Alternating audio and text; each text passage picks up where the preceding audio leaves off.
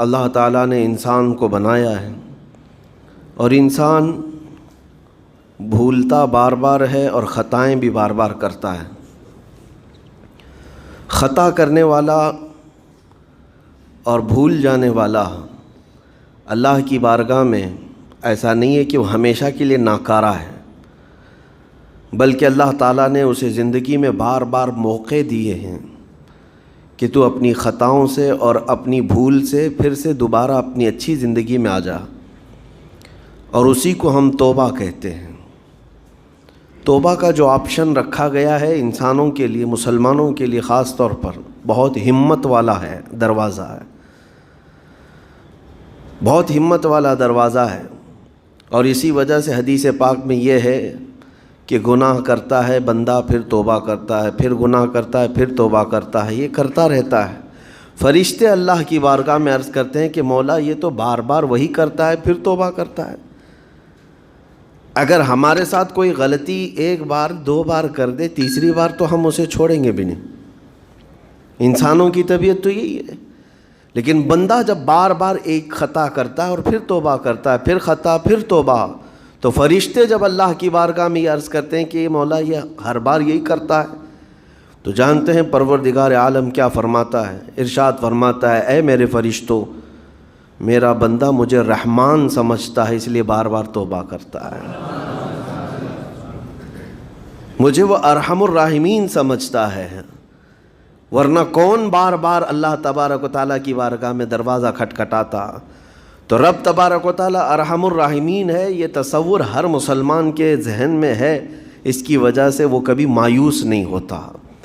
اور شیطان کا سب سے بڑا حربہ کیا ہے جانتے ہیں آپ؟ سب سے بڑا بہکانے کا اور گمراہ کرنے کا اور ہمیشہ گناہوں میں ملوث رکھنے کا سب سے بڑا آلہ، کہ بندے کو سب سے پہلے نا امید کرتا ہے، اب تیرا کیا ہوگا، تو بہت برباد ہو چکا ہے۔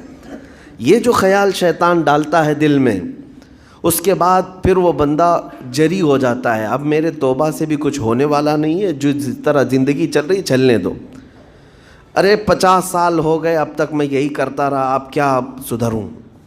یہ جو خیالات ہے یہ شیطان ڈالتا ہے تاکہ اس کی کفر پر موت ہو جائے، تاکہ وہ ہمیشہ گناہوں کی موت مرے۔ نا امیدی جو ڈالتا ہے شیطان، اب میرے ساتھ کچھ ہونا نہیں ہے۔ نہیں میرے عزیزو، رحمت عالم صلی اللہ تعالیٰ علیہ وسلم کی بارگاہ میں کیسے کیسے لوگ آئے اور ارحم الراحمین نے ان کی توبہ قبول کی۔ آپ کو ایک بات میں بتاؤں، سیدنا عمر ابن خطاب رضی اللہ تعالیٰ عنہ کا دور ہے۔ مثنوی شریف میں مولانا روم فرماتے ہیں، جنت البقیع آپ نے سنا ہوگا، قبرستان مدینے کا، مدینے کے قبرستان میں رات کے وقت ایک بوڑھا آدمی 80 سال کا جو بانسری بجاتا تھا اور اسی سے پیسہ کماتا تھا، اس کی بانسری میں بڑی اچھی لے تھی، بڑی سر اچھی تھی، لوگ سنتے تھے اور پیسے دیتے تھے، لیکن بڑھاپے میں جب سانس پھولنے لگ جاتی ہے، ہانپنے لگ جاتا ہے، سانس نہیں ٹھہرتی، تو بانسری کیسے بجتی؟ اس کی لے ٹوٹ جاتی، لہجے بدل جاتے۔ بوڑھا آدمی، اب اس کی بانسری سننے کو کوئی آتا نہیں تھا اور پیسے ملتے نہیں تھے، تھک ہار کر کے وہ آیا، رات کا وقت تھا، جنت البقیع قبرستان میں، 80 سال کی عمر کا ہو گیا ہے، اس نے بانسری توڑ دی، کہا زندگی بھر جس چیز سے میں کماتا تھا اب میری سانسوں نے جواب دے دیا، جسم پھولنے لگا ہے، سانس زیادہ آنے لگ گئی ہے، اب میرا کھانا پینا کیسا چلے گا؟ خیر ارحم الراحمین ہوں تو تیرا ہی بندہ، میرے اہل و عیال نہیں، میرے رشتہ دار نہیں، مجھے اگر تو بھوکا مارنا ہے تو اسی قبرستان میں مار دے، یا اگر میری زندگی باقی ہے تو میرے رزق کا انتظام کر دے۔ وہ رو رہا تھا 80 سال کی عمر میں۔ جب بندہ لاچار و مجبور ہوتا ہے تو پروردگار کو ہی یاد کرتا ہے۔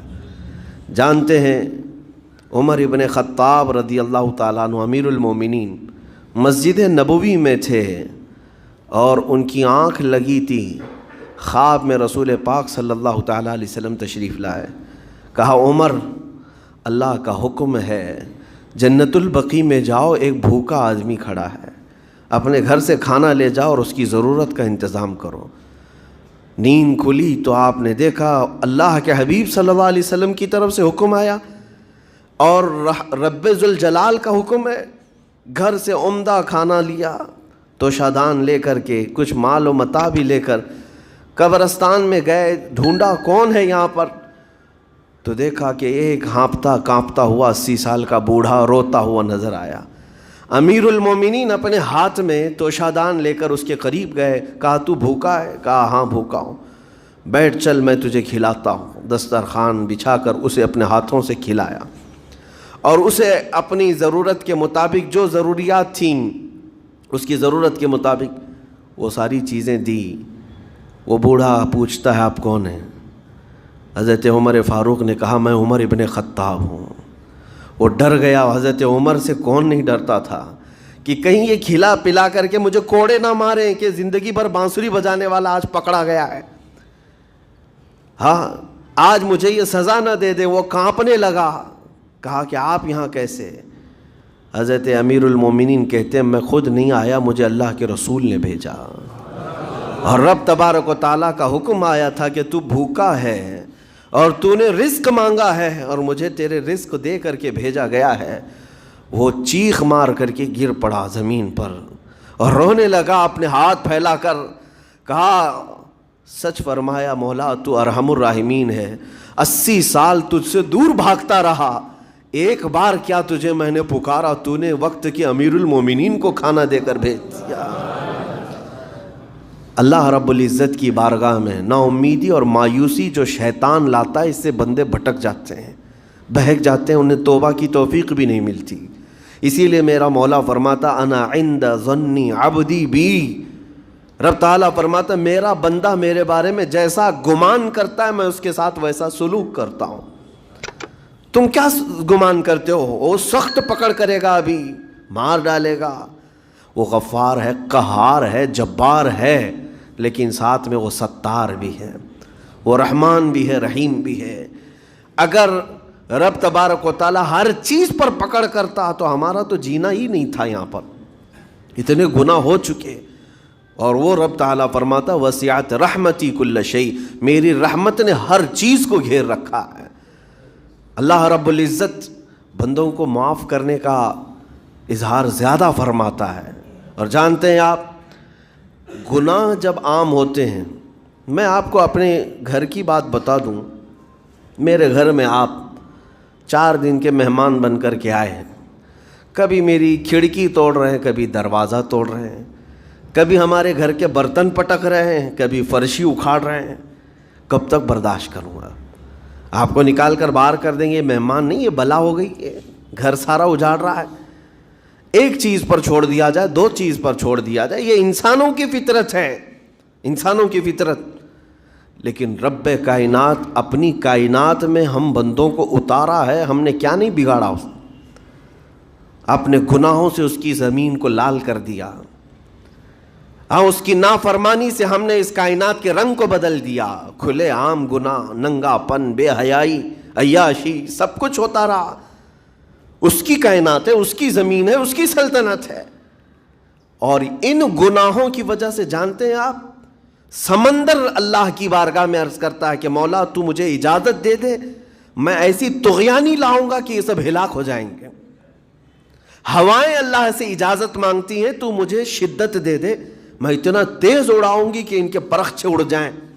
لیکن جانتے ہو اللہ کی طرف سے جواب کیا آتا ہے؟ سمندر کو بھی رب تعالیٰ فرماتا ہے, ہواؤں کو بھی کہتا ہے رب تعالیٰ رک جاؤ, میں میرے بندوں کے انتظار میں ہوں, میرے بندوں کی توبہ کے انتظار میں ہوں کہ میرے بندے میرے پاس لوٹ آئیں گے. اسی لیے اللہ کے حبیب صلی اللہ تعالیٰ علیہ وسلم ارشاد فرماتے ہیں اللہ تعالیٰ کو سب سے زیادہ خوشی کس بات کی ہوتی ہے جانتے ہیں؟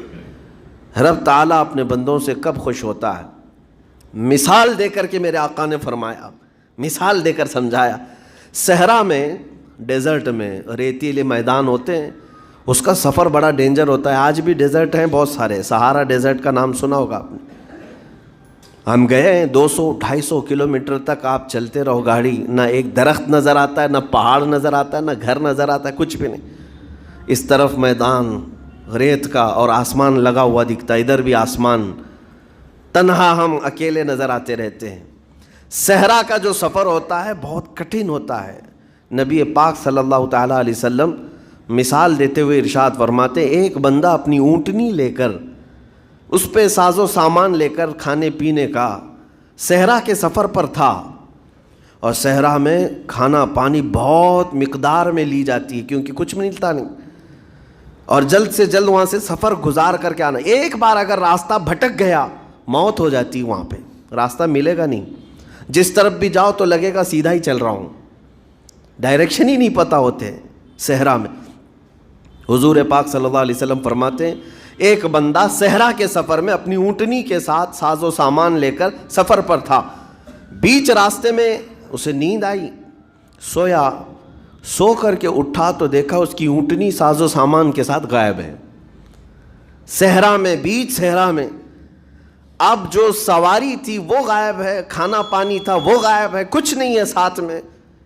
گھبرا گیا، پریشان ہوا، اپنی اونٹنی کو ڈھونڈتا ڈھونڈتا تھک گیا، کبھی ادھر کبھی ادھر، کبھی ادھر کبھی ادھر، ہر جگہ کہیں کوئی نشان نظر نہ آئے۔ اور جب سواری نہیں ہے تو اب کئی 100 کلومیٹر کا بغیر کھانے پینے کے کیسے سفر کرتا؟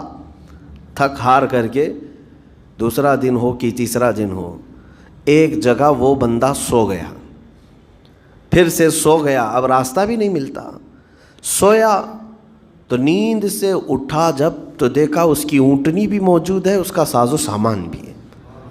یہ مثال ہے، یہ مثال ہے۔ میرے آقا صلی اللہ علیہ وسلم صحابہ سے اب پوچھتے ہیں، اے میرے صحابہ بتاؤ اس بندے کو جو صحرا میں گمشدہ اونٹنی جس کی مل جائے اسے خوشی کتنی ہوگی؟ صحابہ کہتے ہیں یا رسول اللہ اس کی تو جان میں جان آ گئی ہوگی، کیونکہ وہ جانتے تھے صحرا کا سفر کیا ہوتا ہے۔ کہا سب سے زیادہ اسے خوشی ہوگی کہ اس کا کھویا ہوا سامان مل گیا، کھوئی ہوئی سواری مل گئی۔ میرے آقا صلی اللہ علیہ وسلم فرماتے ہیں گم شدہ اونٹنی کے ملنے پر جیسے اس مسافر کو خوشی ہوئی، اس سے کئی زیادہ بڑھ کر کے رب تعالیٰ کو اس وقت خوشی ہوتی ہے جب ایک گنہگار بندہ واپس توبہ کر کے اس کی بارگاہ میں آتا ہے۔